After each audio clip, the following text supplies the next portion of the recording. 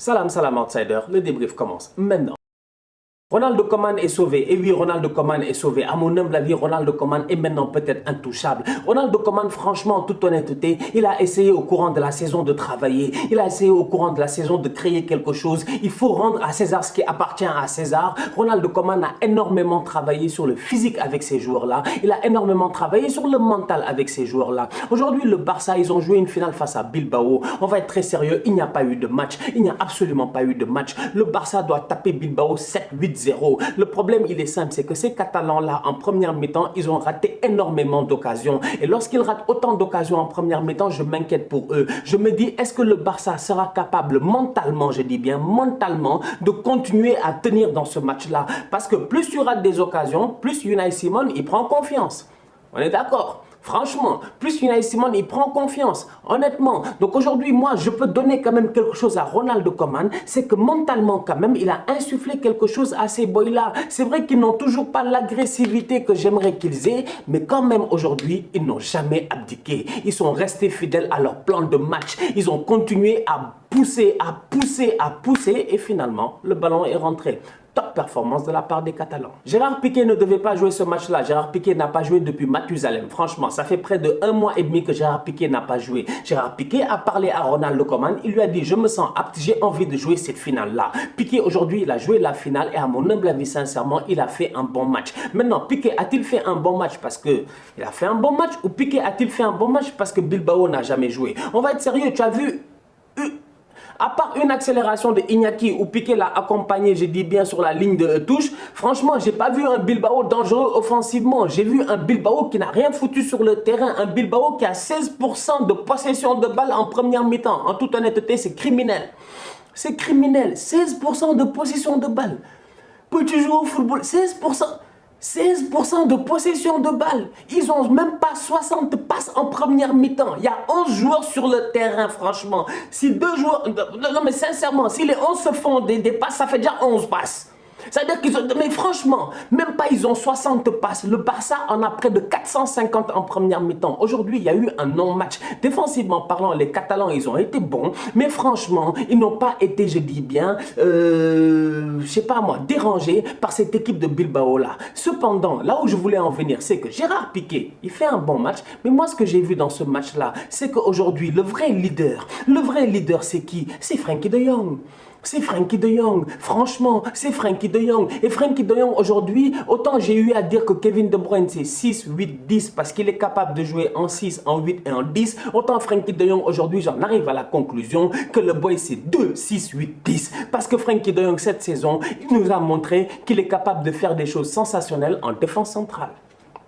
On a vu un excellent Frenkie de Jong en défense centrale. Franchement, on a vu un excellent Frenkie de Jong au milieu de terrain. Et aujourd'hui, il nous a sorti une top performance. Frenkie de Jong se projette comme jamais. Frenkie de Jong a une vision de jeu, une vista qui lui permet, je dis bien, de se comprendre avec un joueur comme Léo Messi sans aucun problème. Le 1-2, il est sensationnel. La finition, j'en parle même pas. Frenkie de Jong, aujourd'hui, c'est 2 passes décisives dans ce match-là. Donc franchement, on va être très sérieux. Quand je regarde ce Barça-là et je regarde ce match-là face à Bilbao, j'en arrive à la conclusion que c'est un match référence pour la saison prochaine, je dis bien. Parce que dans ce match-là, on en prend des enseignements. Et le premier enseignement que je prends, c'est que le leader de cette équipe-là n'est pas Léo Messi. Léo Messi, oui, c'est un leader, c'est un grand joueur, ce que vous voulez. Mais le vrai leader de cette équipe-là, c'est le boy qui se donne à 200% à chaque match depuis le début de la saison. Et ça, c'est Frenkie de Jong. Franchement, même pas Gérard Piqué. Pour moi, Frenkie de Jong, la saison prochaine, si c'était que moi, capitaine. 31e Copa del Rey pour le Barça. Le Barça évite une saison blanche, comme j'ai eu à dire. Depuis 2018, quand même, ils étaient en train de galérer. Mais là, encore une fois, il faut saluer Léo Messi aujourd'hui. Parce que Léo Messi, c'était une finale et Léo Messi, il a fait son match. C'était une finale. Il s'est rasé, il est arrivé, il a fait son match. Il a sorti une top performance, je dis bien. Autant Frenkie de Jong, pour moi, c'est l'homme du match. Parce que pour moi, Frenkie de Jong, ça a été le joueur le plus utile sur le terrain. Autant Léo Messi, aujourd'hui, il a été anormalement dangereux. Il a été anormalement létal. Léo Messi, le but qu'il a mis, là où il est passé entre les deux joueurs de Bilbao pour mettre la frappe passe sur Unai Simon, il n'a pas mis une frappe Il a mis une frappasse. Parce que Messi a compris que quand tu frappes fort sur Unai Simon, ça ne sert à rien. Bizarrement, le gars, c'est comme un bug FIFA. Tu frappes fort, il se place devant le ballon. Il y a une partie de son corps qui vient dévier le ballon. Demandez à Sergio Busquets, demandez à Antoine Griezmann. Léo Messi, aujourd'hui, il a une finition qui est juste sensationnelle. Franchement, chapeau l'artiste. Et derrière moi, j'ai envie de dire, Messi, si je ne me trompe pas, il n'a toujours pas renouvelé. Ou si je me trompe, dites-le moi dans les commentaires. Messi, son contrat est fini, non? Franchement, on est en avril là. Mai, juin, le contrat n'est pas fini. Mais Messi, qu'est-ce pas ça? Mais dis-nous franchement, parce que Messi, nous, on a envie de continuer à te voir. Messi doit rester au Barça. Messi doit travailler avec ces enfants-là. Messi doit amener les De Jong, tout ça. Je sais pas, il faut qu'il les accompagne. Il faut qu'il les accompagne. Messi, aujourd'hui, franchement, je ne peux pas le voir dans un autre maillot que celui du Barça. Ça, c'est mon avis à moi. Et sincèrement, quand je vois la performance qu'il a sortie aujourd'hui, le bonheur qu'il avait à chaque fois qu'il a marqué et le fait que les gars étaient délivrés en fin de match de pouvoir enfin remporter ce titre-là, je me dis que Léo Messi et le Barça, c'est comme ça. Frenkie de Jong, il a 2 passes D, 1 but. Messi, il a 2 buts. Franchement, Jordi Alba, il s'est géré, il a 2 passes D. Et là, encore une fois, c'est le Jordi Alba vintage qu'on connaît. Franchement, Jordi Alba vintage qu'on connaît. Il y a une action du match, j'ai pas compris. Dest sur le but là de Messi, la passe décisive de Alba. Dest, il fait une course de malade, miskin. Franchement, il a tout donné, il a tout donné. Il est même passé devant le défenseur alors qu'il vient de loin, le pauvre. Lui-même, c'est un défenseur. Il est passé devant le défenseur. Tu peux imaginer de où il vient, en fait, Sergio Dest. Même malgré ça, Alba, jamais il a regardé Dest. Il a donné le ballon à qui? Évidemment, à Messi. Et Messi a claqué son but. Aujourd'hui, Messi a été décisif. Alba a été décisif. De Jong a été décisif. S'il y a un boy qui a sauvé son match, heureusement, parce qu'il a réussi à claquer son but, c'est Antoine Griezmann. Même s'il aurait pu mettre un doublé, parce qu'à mon humble avis, le hors-jeu, il se joue à rien pour la Manita. Mais soyons très, très sérieux. Griezmann, quand même...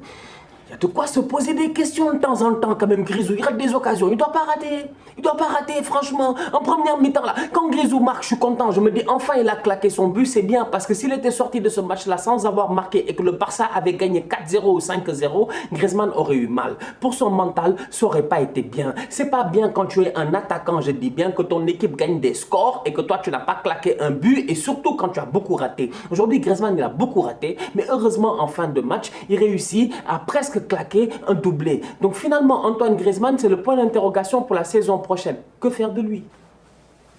Tu fais quoi? Tu le vends, tu le gardes? Je ne sais pas. Franchement, jusqu'à présent, il n'est pas convaincant à 100% dans ce maillot Blaugrana là. Sincèrement, c'est un bon joueur, Antoine Griezmann. C'est même un très bon joueur. Franchement, il faut le respecter. C'est pas n'importe quel joueur. Mais est-ce qu'il est pertinent, je dis bien, dans cet effectif-là? Mieux vaut pas vendre Antoine Griezmann et aller chercher quelqu'un d'autre et peut-être se battre pour Haaland. Je ne sais pas, c'est le problème à Laporta. Nous, on sera là en tant que spectateurs. Pedri a fait un bon match, Busquets aussi. L'arbitre ne s'est pas géré en première mi-temps. Il aurait dû donner des cartons beaucoup plus tôt pour essayer de calmer, je dis bien, les boys de Bilbao. Parce que les boys de Bilbao, là, en première mi-temps, les tacles qu'ils font, tu as l'impression qu'ils sont là pour casser des jambes. Mais c'est pas... C'est-à-dire que moi, je suis pour le football agressif. Je suis pour le football agressif, mais pas pour le football de n'importe quoi, là. Quand Casemiro, il fait un tacle sur James Milner, je regarde le tacle, je me dis, le tacle, franchement, je le trouve, ok, il est dur, c'est vrai, il est intense, c'est vrai, mais dans son contexte, il a l'air legit. Il a l'air normal. Mais les tacles que Messi il prend par derrière, là où les gars ils sont deux, ils le cisaillent, mec. Messi il court, il les voit même pas. Ils sont deux, ils le cisaillent comme du n'importe quoi. Et Dieu merci, je dis bien, Messi il a son propre ange qui lui permet de temps en temps de le soulever. Le gars il évite les tacles pour continuer sa course. On va être très sérieux en toute honnêteté. L'arbitre aujourd'hui, quand je regarde le match encore une fois, surtout la première mi-temps, le gars ne sait pas gérer. Marc-André Ter Stegen, j'ai l'impression que dans la communauté, voilà, Blaugrana, comme vous appelez ça, vous avez un problème avec Mats? Mais vous, franchement, vous avez des problèmes, vous. Vous avez des problèmes, vous êtes ingrat, vous êtes sérieux. Vous discutez Ter Stegen. Je vous ai déjà dit que Ter Stegen, pour moi, son seul problème, sincèrement, c'est que le gars, cette année, il était tout seul. Ter Stegen n'a pas de deuxième gardien. Il ne peut pas se reposer. Il enchaîne les matchs forcés. Et en plus de ça, il a une fausse défense devant lui. Je suis désolé, Thibaut Courtois fait des top arrêts. Mais tu as vu la défense qu'il y a devant Thibaut Courtois? Sincèrement, les Eder Militao et les Nacho là, ils sont 20 fois plus forts que les boys, que les Langlais et les Minguesa. Donc à un moment donné, sincèrement, il faut commencer à nous respecter. En tout cas, même s'ils ne sont pas 20 fois plus forts, ils sont 20 fois plus courageux, je dis bien, que les gars du Barça. Donc aujourd'hui, Marc-André Ter Stegen, lui tomber dessus, à mon humble avis, c'est faire une tempête dans un verre d'eau. C'est gratuit. C'est gratuit. Sincèrement, c'est gratuit. Le gars, c'est un top gardien de but. Donnez-lui une vraie défense. Vous allez voir si le gars ne va pas être bien. En ce moment, il en a marre. Ça se voit. Moi, je regarde aujourd'hui Bilbao. Je me dis, ils n'ont pas des actions dangereuses. Mais à chaque fois que Ter Stegen, il sort, j'ai peur. T'as l'impression qu'il est même plus dans le rythme et tout ça. Mais ça, à mon humble avis, c'est pas une question de niveau. Mais comment vous pouvez douter du niveau de Ter Stegen? Mais franchement, les gars, mais les Catalans là, vous, des fois, il y a des boys catalans là que je te dis, j'ai des boys là, je lis sur Twitter, des fois je me dis, mais ils sont pas sérieux quoi. Vous doutez de Ter Stegen? Non, moi je suis pas d'accord. En tout cas, moi je suis pas d'accord. Pour moi, Mats, c'est un top gardien de but, franchement. Trouvez-lui un deuxième gardien déjà. Il peut se reposer les matchs de Copa, de Supercoupe. Les stress qu'il a vécu cette année, il a joué des penalties, des je sais pas quoi. Vous avez vu tout ce que vous avez vécu ici en Copa del Rey pour arriver en finale, en Supercoupe d'Espagne et tout ça. Tout ça qui était là, Marc-André Ter Stegen. Vous êtes allé en... Non, franchement, non les gars, vous êtes ingrats. Je suis pas d'accord. 35e titre de sa carrière pour Léo Messi qui vient de battre, je dis bien, le record de Ryan Giggs. Ryan Giggs, c'est lui qui avait eu le plus de titres dans un seul club. J'ai bien dit dans un seul club, avant que les gars viennent me dire Cristiano. Non, dans un seul club. Ryan Giggs à United, il a gagné 35 titres. Messi au Barça, il vient de gagner 35 titres. C'est le GOAT. La famille, on se capte très bientôt pour un nouveau débrief. D'ici là, continuez à liker, on continue à partager. On s'abonne. On est ensemble, on reste en santé. Tous outsiders.